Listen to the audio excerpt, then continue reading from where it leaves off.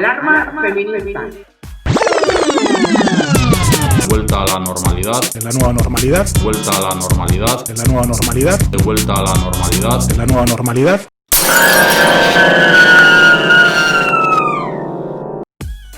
Porque la nueva normalidad de la que nos hablan se basa en viejos y caducos esquemas, lleno de opresiones creadas por un sistema patriarcal, capitalista, colonial, racista y heteronormativo.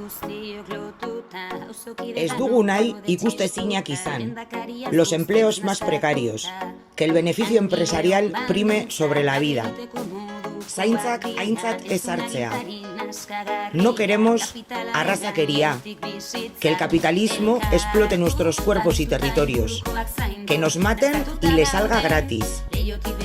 Ez dugu nahi zer sentitu, zer desiratu esaten diguten araurik. No queremos la normalidad conocida y no queremos la normalidad que nos ofrecen como novedad. Jokoaren arauak aldatu nahi ditugu. Bizitza erdigunean nahi dugu.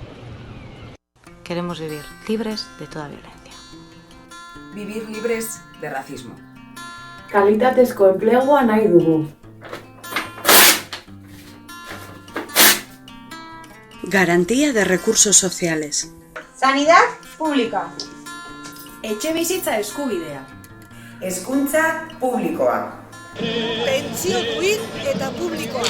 Queremos vivir en una sociedad en equilibrio con su entorno e integrada en la naturaleza. Atención política a la necesidad de cuidado que tenemos todas las personas en todas las etapas de nuestra vida. Nuestra apuesta es una transformación social desde una perspectiva feminista, que pone en el centro la sostenibilidad de todas las vidas. Y somos conscientes de que no nos van a regalar nada. Urteak daramatzagu borrokan, eta alan jarraituko dugu. Organización y autodefensa feminista frente a esta sinrazón. Kalean ikusiko dugu elkar.